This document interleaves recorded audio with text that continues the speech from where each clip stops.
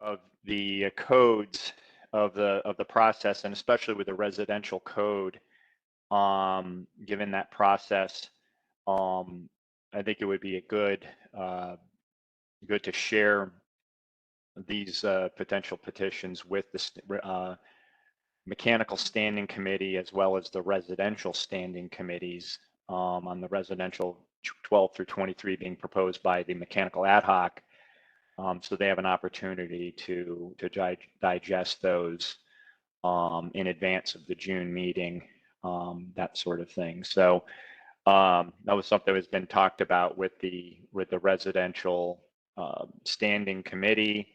The one thing I'll mention is that because you have essentially the residential chapters, and everything from all of the different service codes forms the overall residential code, and so ultimately that residential standing committee would also at that level have a say in the proposals for the entire residential book from that standpoint. So but the first step in that process is if the mechanical ad hoc committee approves the changes work based on the work that they did and based on the work that staff has developed for those changes that indicate that work. So that's why we're here today. So I kind of want to open it up for those of you that are on the ad hoc committee to just if you've got any comments on the changes, and we can start with the 2024 North Carolina Mechanical Code. That would be the purple book. That would be the commercial book. So I'd open up the floor to if there's any comments or anything of that nature as it relates to any of the work that's there. So I just had one comment, David. Sure. It was for the it's really minor. It's just the going back to that exception that we had added in for the ventilation calculations in section 403. So I was just reviewing that again just to double check that it, was clear and everything. Yeah. I think it might be beneficial if we reference the exact section numbers from ASHRAE that we're referencing. And I also don't think we need the last section that we have. I was just trying to see if maybe we would want to wordsmith that exception just a little bit, just to be sure it's like. Sure. Because let me go ahead and bring it up if you want. We just go ahead and amend it. Let's just make the changes based on that.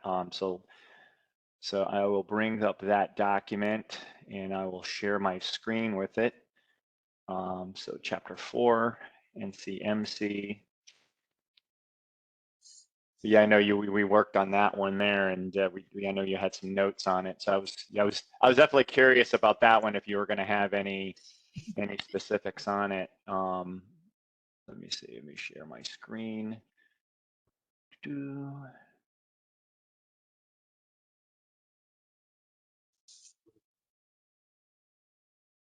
again, nothing like, I like that we just are adding the one exception just to kind of add some clarity to it, I think would be helpful.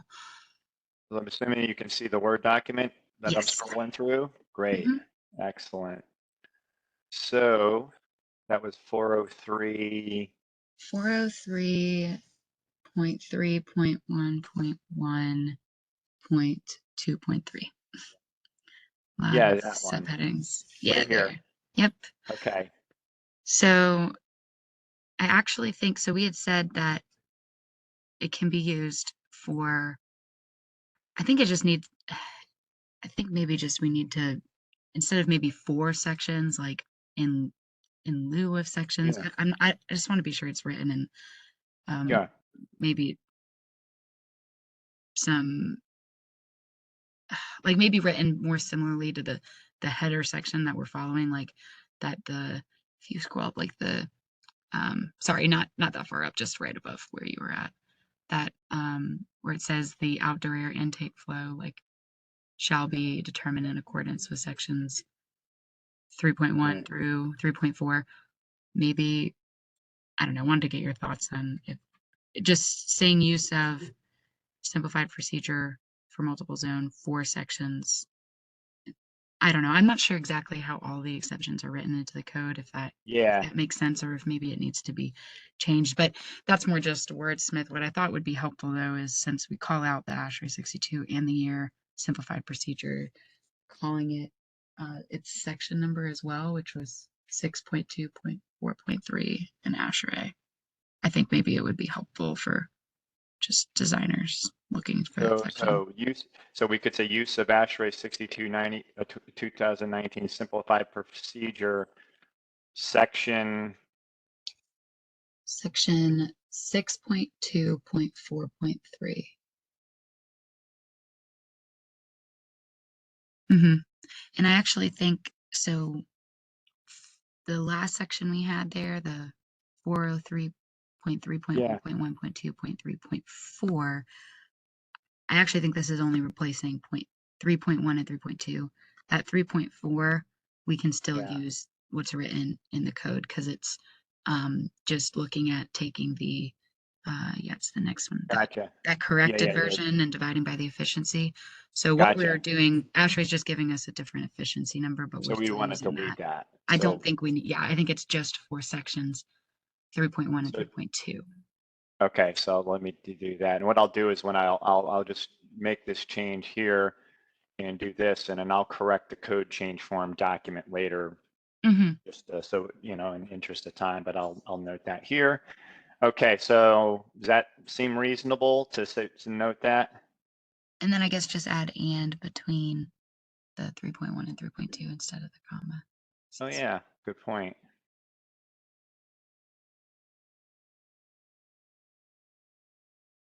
Yeah, I mean, I guess I just, do you think the wording is, I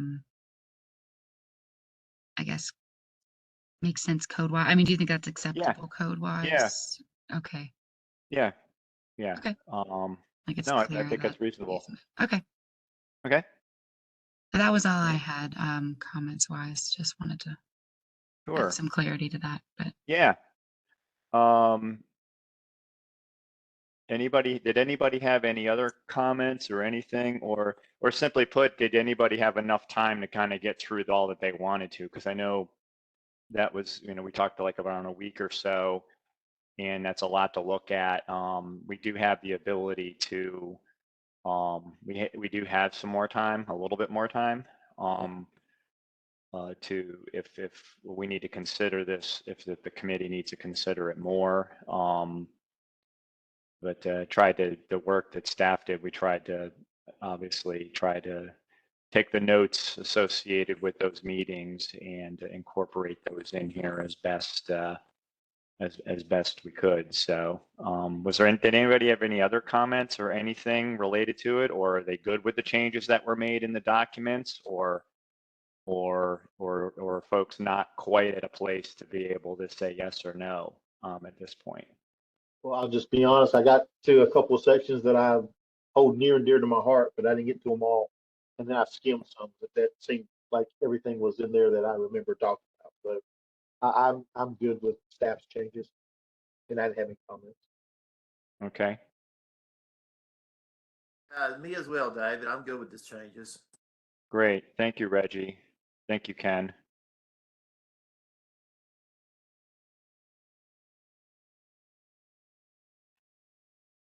Okay. Let's see.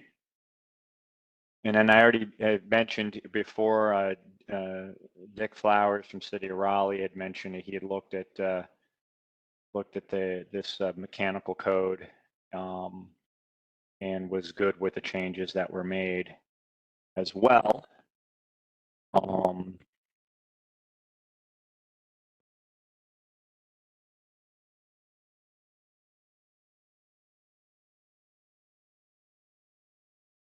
So we have, so on,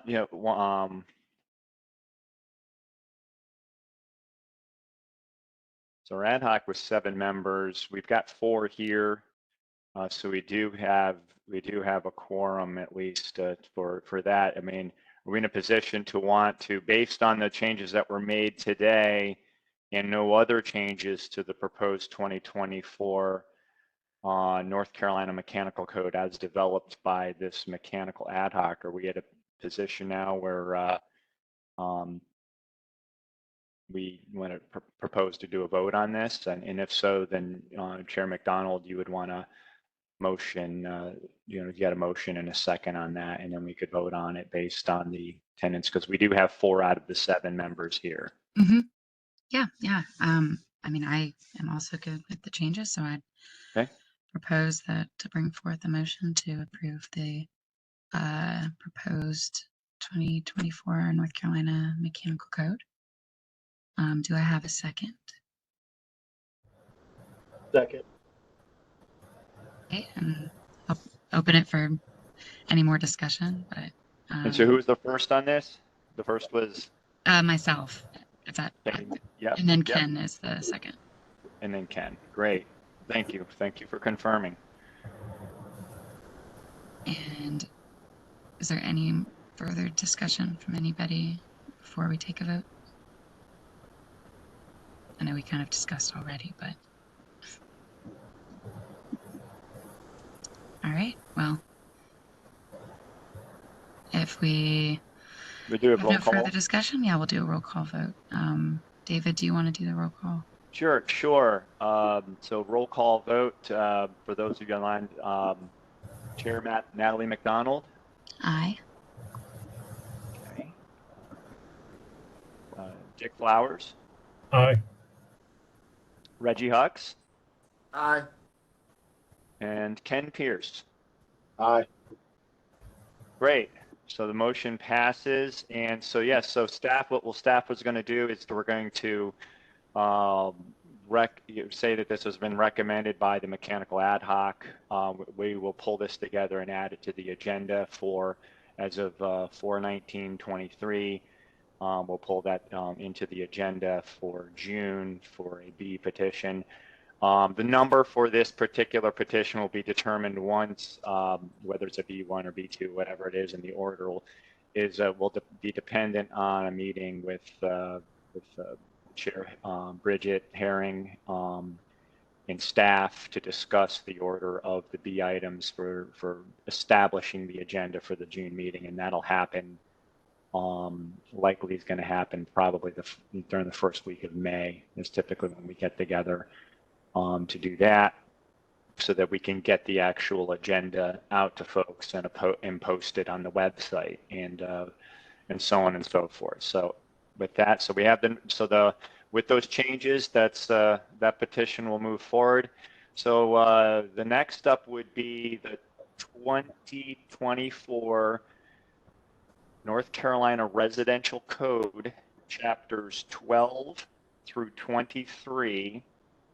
Of the work of this mechanical ad hoc committee, understanding that there is a separate petition out there to remain things at the 2018 code. That is not a petition that's part of this ad hoc. That was coming from the residential ad hoc and Gary Embler. That's a separate petition that staff is completing development of that and was going to discuss that with that particular committee based on the petition that committee wants to move forward. So this is the work that specifically that the mechanical ad hoc committee developed. So staff has completed that work as noted previously, sent out the sort of the review documents, of which basically the notes that were taken in the meetings that came out of that, and then the proposed code change documents. And so I'll open up to see if anybody has any specific comments about the chapters 12 through 23. I'll note from staff that much of what was changed with the 2024 proposed North Carolina Mechanical Code, where it was applicable to residential construction, it essentially moved over there, which was a lot of a choice of this committee, was to kind of coordinate those changes because a lot of them were pretty similar. One thing I recall of note too that staff noted as a trend in the notes from this committee was really trying to create more of a separation between the commercial code and the residential code. So where there were certain residential code language that was North Carolina language that was clearly based on for 1 and 2 family dwellings, it was removed out of the commercial book and continued or modified or perhaps deleted, depending on what the committee decided in the residential book. And so one of the things that's been noticed that is definitely noticeable is that I think there's definitely more of a separation between the residential code book requirements and the commercial code book requirements. So with that, I'll kind of open up the floor. Does anybody have any comments for staff as it relates to the review of the documents that were provided for chapters 12 through 23?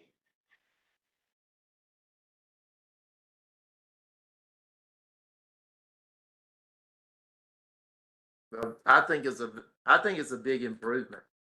That's my opinion. I just think that what we did was really clean it up well. I know we'd received comments in email for the record from Dick Flowers on the committee that he was okay with the changes as they were. Yeah, there's definitely some confusion there because we still have a lot of issues too with a lot of contractors, code officials, even permit holders using the commercial book for residential construction because of the amount of residential language that was really based for 1 and 2 family dwellings that was included in that purple book, and it was just legacy language. And so I think the committee did a pretty good job, I felt, in trying to clean some of that up with that. Now, granted, obviously there is still residential construction underneath the commercial code, so some things make sense to remain in there because of your R2s and that sort of thing. But yeah, I do feel like that there is definitely in the work that was done more of a separation between those two. So anybody got any further comments, Ken or Natalie? Well, I don't do with residential a whole lot, so it was interesting to see the differences and Yeah, be a part of that. So, but I don't have any comments. great. Yeah, no comments from my other, but so good with the changes. Great. Well, with that, if we're good with that work there, then Chair McDonald, I think we could be in a situation to if a motion to approve and vote on the on the work done by staff. And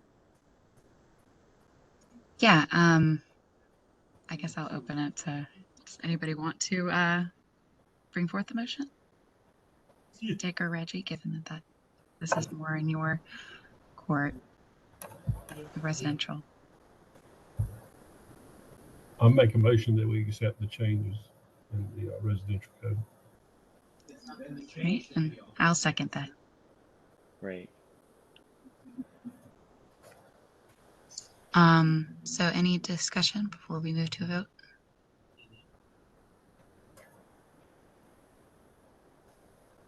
All right, David, if you'd like to do the roll call vote again. Yeah, sure. Yes. So roll call vote. Natalie McDonald, Aye. Dick Flowers, Aye. Reggie Hux, Aye. and Ken Pierce. Aye. Great. So that is unanimous, and so staff will prepare this as a B item, and as I mentioned previously, the B item number assignment will happen after once we have a meeting with to establish the agenda with Chair Bridget Herring and with that. And so so with that sort of completes where we're at as far as the work for this for this committee. From on behalf of staff, I want to thank everybody for their involvement, their expertise, the effort, the time. I know because I know there's a lot of time in developing the codes, and appreciate everybody's effort on this. It was great working with you, and this will move forward as a B item, and then go through the traditional process eventually as a public comment, as a C item, and then ultimately a D item. So this will be added to the agenda. Staff will recognize that. And then these will be shared with the varying committees, as part of the agenda for the June meeting. And so with that, like I said, thank you. And staff will, like I said, prepare these and submit these. And I'll talk with Carl Martin of staff and recommend and say that the mechanical ad hoc approve these changes and they are ready to be submitted, and we'll prepare the code change forms, which we have already done for the most part. We have templates for all the other code changes, and so those will be submitted in. And then just of note for those of you that are on, and well, actually, Natalie would be the only one on the standing committees. This will be considered as part of the standing committee agenda the day before the council meeting in June. And for discussion there, but anyway, thank you for everybody for your time. And unless anybody's got anything else, I think we're in a good place.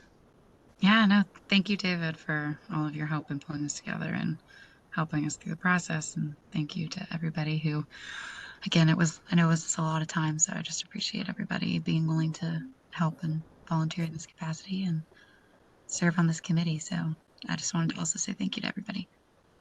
We have it. Thank you, everybody. All right, thank you, everybody. And all right, well, everybody have a great day. And like I said, if I need anything as it relates to any specifics, I'll contact you. But once again, one of the things that may happen is as we come out of the standing committee meetings and we go in, if there's any work that comes out of that it appears may require work of the mechanical ad hoc committee, Chair McDonald or I will be in touch if we need to have any sort of discussion with anything that comes out of this process as it steps through the building code council process. We'll let everybody know, but otherwise you're off the hook for a little while, it looks like. So like I said, thank you and have a great day, and we'll talk soon. All right. Thank you. Take Bye, care. everybody. Take care. Bye-bye.